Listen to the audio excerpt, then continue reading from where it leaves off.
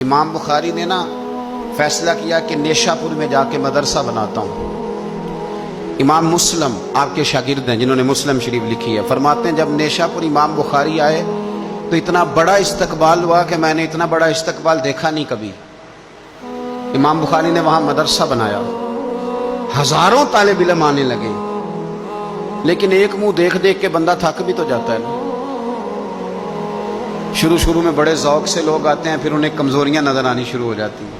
بچے سالن نہیں کھاتے، 4 دن ایک ہی روز کھانا پڑے تھے، پھر آہستہ آہستہ فرینڈ پہ بیٹھنے والے اینڈ پہ بیٹھنے لگ جاتے ہیں، ماحول بدل جاتا ہے۔ امام بخاری کے خلاف سازشیں ہونے لگیں۔ میں کسی عام آدمی کی بات نہیں کر رہا، پھر کہتا ہوں اس بندے کی بات کر رہا ہوں جنہوں نے قرآن پاک کے بعد وہ کتاب لکھی جسے امت نے سب سے صحیح کتاب بیان کیا۔ امام بخاری کے خلاف لوگ اتنے ہوئے، بادشاہ کو جا کے شکایتیں لگائیں، اور بادشاہ نے کہا آج کے بعد کوئی بخاری کے مدرسے میں درس میں حدیث پڑھنے نہ جائے۔ امام مسلم کہتے ہیں اتنا بڑا استقبال بھی میں نے دیکھا، اتنا بڑا استقبال میں نے کبھی نہیں دیکھا، اور وہ حال بھی میں نے دیکھا کہ امام بخاری پڑھانے والے تھے اور میں اکیلا پڑھنے والا تھا۔ ساری عمر ہی آٹا گد ہے، لکھاں کیتے نہیں پیڑے، اب وقت آیا ہی تے محمد بخشا کوئی نہیں ہو بیٹھا نیڑے۔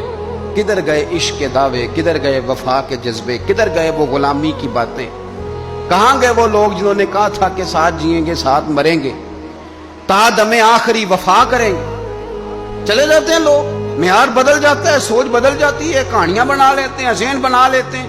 امام بخاری نے نیشاپور چھوڑ کر ارادہ کیا کہ میں بخارا چلا جاؤں، اپنے شہر۔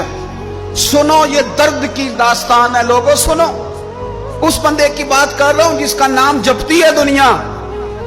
امام بخاری بخارا ہے، پھر بڑا استقبال ہوا، پھر بہت بڑا مدرسہ بن گیا۔ یہ وہ بندہ ہے جن کے بارے میں نبی پاک علیہ السلام فرماتے ہیں اسے میرا سلام کہنا۔ یہ وہ شخص ہے کہ شیخ ابو زید کہتے ہیں میں نے خواب دیکھی تو حضور نے فرمایا مجھے کب تک شافعی کی کتابیں پڑھتے رہو گے، میری کتاب کیوں نہیں پڑھتے؟ یا رسول اللہ صلی اللہ علیہ وسلم میں صدقے جاؤں، قربان جاؤں، میں لفظوں پہ وارد جاؤں، سونے آپ کی کتاب کون سی ہے؟ فرمایا بخاری شریف پڑھا کرو، وہ میری کتاب ہے۔ جن کی لکھی کتاب کو میرے محبوب کہے میری کتاب ہے۔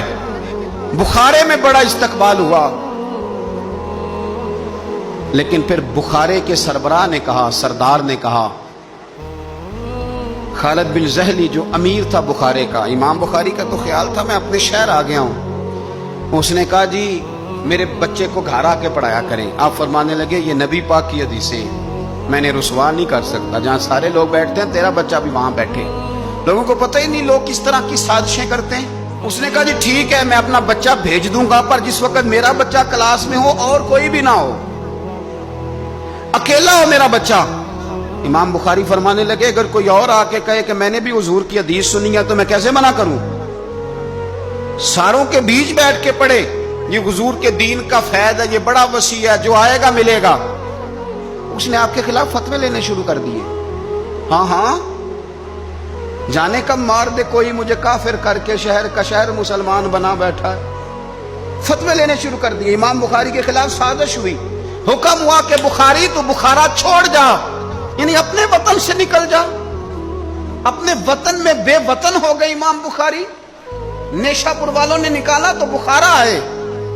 اس نے حکم دیا تو امام بخاری بخارا سے نکلے، آنکھوں میں آنسو ہیں، لے سجنا اساں توڑ نبھائی، اساں جان دتی راہ تیرے، ارادہ کیا سمرقند جا کے ڈیرا لگاتا ہوں۔ حضور کی حدیثیں تو پڑھنی سننی ہے نا یارو، بڑی تکلیف میں آ جاتے ہیں کئی دفعہ دیندار لوگ، بڑی اپنے بھی کئی دفعہ اپنے بھی شکایت کر دیتے ہیں، اپنے بھی پیچھے پیچھے ہونے لگتے ہیں۔ آپ یقین کریں کئی دفعہ دل کرتا یار سارے باتیں کرتے تیری نہیں بنتی تھی، تو نہ کرتا۔ ایک عالم کہا کرتے تھے ایک دفعہ کہ کسی ماں کے بیٹے نے ماں کو تانا دے دیا تو ماں رو پڑی اور کہنے لگی پتر درانیاں کہنیاں تے بنڈا سی، ننانا کہنیاں تے بنڈا سی، تو تے میرا اپنا سا۔ اور یہ اپنے کئی دفعہ اس طرح کی بات کرتے ہیں کہ وہ کانوں سے ٹکرا کے نہیں گزرتی، وہ تیزاب کی طرح رک جاتی ہے، چھلنی ہو جاتا ہے وجود کے۔ یہ اس نے کہا ہے، اس نے، میرے اپنے نے۔ امام بخاری بخارا سے روتے ہوئے نکلے، سمرقند جاتا ہوں، پتہ چلا کہ समरकंद जाने से पहले ही कुछ लोग कह रहे हैं जी देखो उनके अपनों ने नहीं रखा, पता नहीं क्या हाल है। इमाम बुखारी रस्ते में एक छोटी सी बस्ती थी खरतंग, वहां रुक गए। सुनो यारो, फिर कहता हूं उस बंदे की बात सुना रहा हूं जो इस हिम्मत को सबसे कीमती किताब दे गया।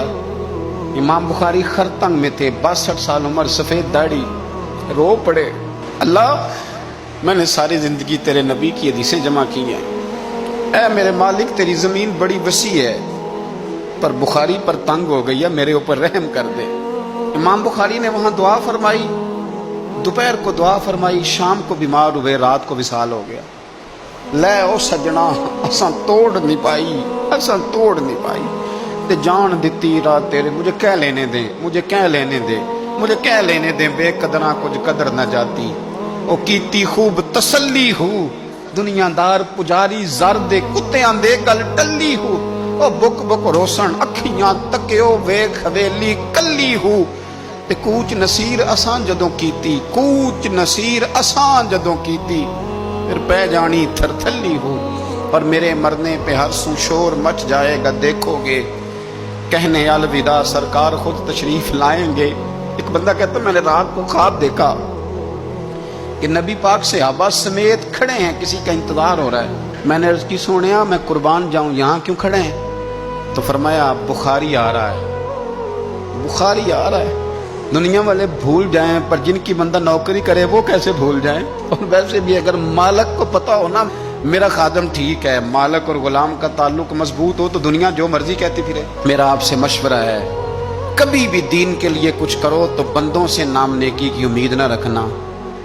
अगर आपको अजर लेना है तो रब रसूल अजर अता करेंगे। वो शख्स कहता है मैंने उठ के देखा, मैंने उठ के सुबह पता किया तो वो वही वक्त था जब मुझे हुजूर की ज़ियारत हुई जिस वक्त इमाम बुखारी का इंतकाल हो गया। लोगों ने आपको दफन किया तो कब्र की मिट्टी से खुशबू आने लगी, लोग तबरकुन मिट्टी ले जाने लगे। समरकंद के लोग, बारिश नहीं होती थी, कहत पड़ गया, सारे इकट्ठे होकर इमाम बुखारी की कब्र पे गए तो अल्लाह ने बारिश अता फरमा।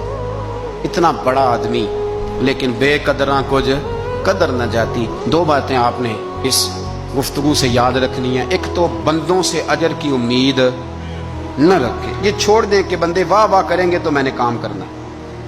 आप गरीब की मदद भी करें, आप नेकी भी करें, आप खैर भी करें, इदारों से, मस्जिदों से, मदारस से भी प्यार करें, लेकिन वाह वाह की तवक्को बंदों से।